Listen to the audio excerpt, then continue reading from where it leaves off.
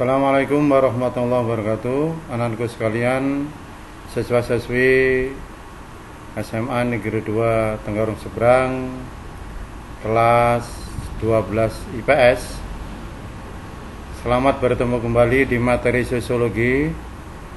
Pada kesempatan kali ini kita akan bahas tentang modernisasi dan globalisasi, di mana modernisasi sudah kita bahas lebih jauh, serta modernisasi, maka ada tambahan sedikit tentang perubahan sosial di tingkat lokal yang kaitannya dengan modernisasi dan globalisasi tersebut, ya. Di tingkat lokal atau yang orang mengenal dengan komunitas lokal. Apa itu komunitas lokal? Komunitas lokal adalah dalam masyarakat adalah sekelompok orang yang mendirikan suatu komunitas. Karena apa? Karena punya ketertarikan dan minat yang sama, misalnya agama, pekerjaan, suku, ras, dan hobi.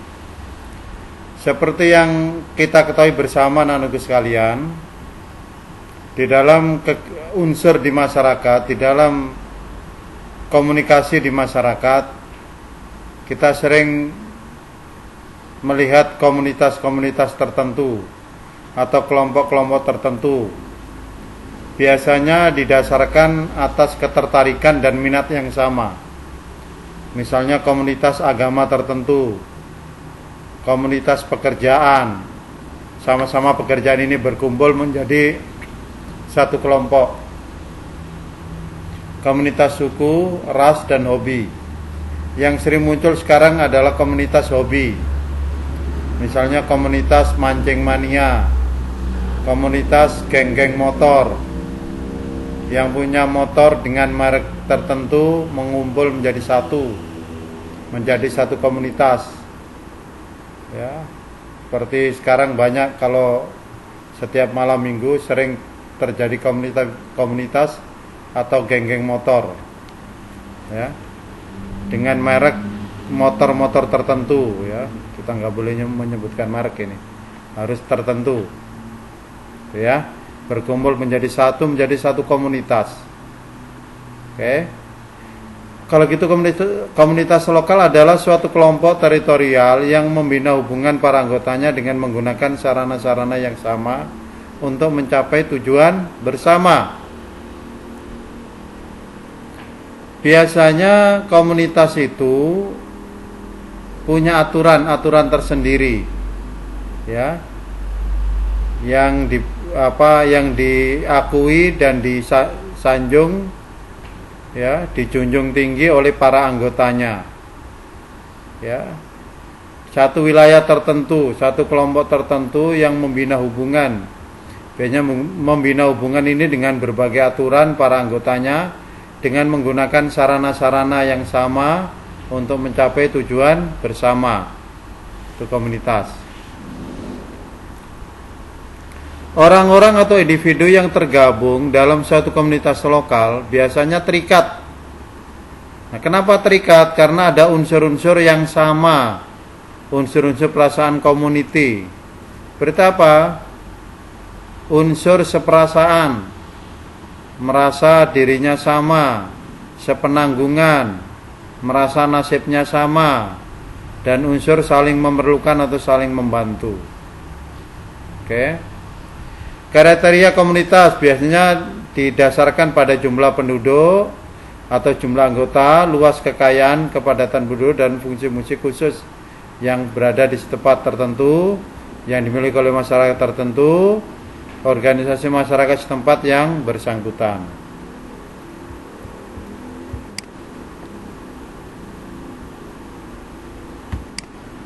Oke. Ciri-ciri komunitas. Ciri yang pertama adalah kesatuan hidup yang teratur. Biasanya komunitas itu guyup, ya, teratur. Selalu ibaratnya itu menjaga tata tertib atau aturan yang dia miliki. Jadi disiplin biasanya.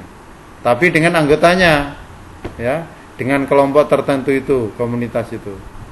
Kesepakatan di hidupnya teratur sesuai dengan aturan yang ada dan bersifat teritorial, maksudnya bersifat kelompok gitu ya, teritorial kelompok-kelompok tertentu gitu ya. Oke. Jenis-jenis komunitas anak-anak, ada komunitas pedesaan ya. Terjadi di desa-desa itu banyak kelompok-kelompok tertentu, sekte-sekte, kalau sesat bisa jadi sekte-sekte itu, kelompok tertentu.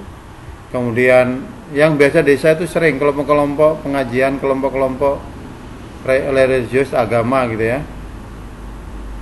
Kemudian ada komunitas perkotaan, ini sering gonggong motor, kelompok-kelompok tertentu ya, geng-geng tertentu.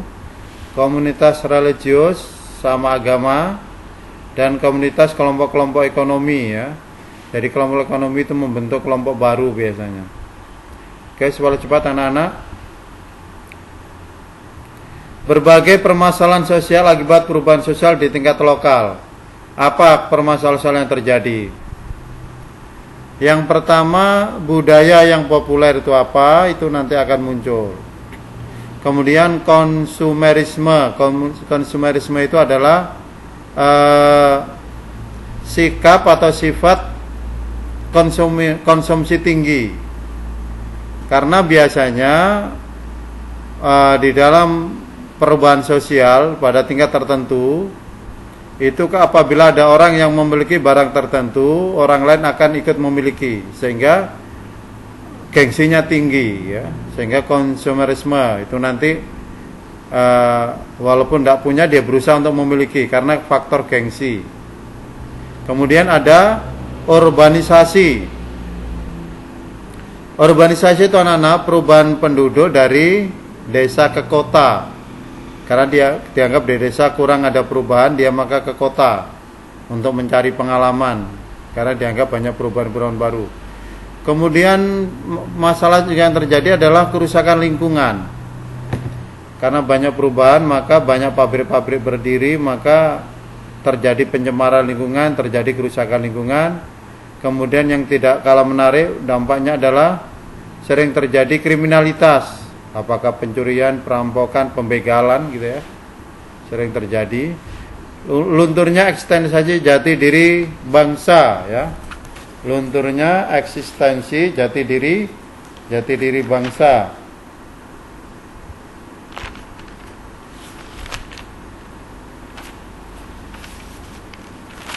Kemudian selanjutnya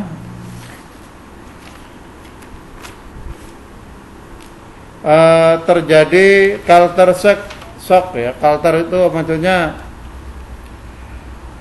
kegoncangan budaya. Kultural itu budaya. Budaya itu goncang. Kenapa kegoncangan budaya? Karena keadaan di mana seseorang atau masyarakat tidak siap menerima budaya baru yang sifatnya asing dan tiba-tiba datang. Gitu ya. Karena seseorang tidak mampu menerima budaya baru atau asing yang tiba-tiba datang. Maka shock ya, terjadi kegoncangan budaya. Misalnya ketika terdapat orang dari desa melakukan urbanisasi ke kota, maka banyak hal baru yang membuatnya kaget dan terperangah melihat kehidupan kota dengan berbagai budaya yang berbeda, baik dari segi berpakaian, berbahasa, bekerja, dan lain sebagainya. Itu termasuk cultural shock atau keguncangan budaya. Kemudian ada cultural lag. Itu apa? Ketertinggalan budaya. Kalau tadi gunjang ketertinggalan, di mana salah satu komponen budaya tidak bisa menyesuaikan diri dan beradaptasi dengan budaya yang sudah mengalami perubahan terlebih dahulu. Contohnya, seorang yang terbiasa merokok di sembarangan tempat, ketika pergi ke Jakarta atau di tempat yang lain yang punya aturan, tidak boleh merokok di tempat umum. Itu menjadi kaget ya, ketertinggalan. Biasanya di kota-kota ada tempat-tempat sendiri untuk tempat merokok, ya. Itu namanya ketertinggalan budaya. Kemudian yang selanjutnya dampaknya adalah anomi. Anomi itu adalah suatu sikap seseorang yang tidak mempunyai pegangan apapun dalam menjalani hidup, pasrah pokoknya, tidak ada pegangan hidup. Itu namanya anomi. Ya. Rekan-rekan sekalian,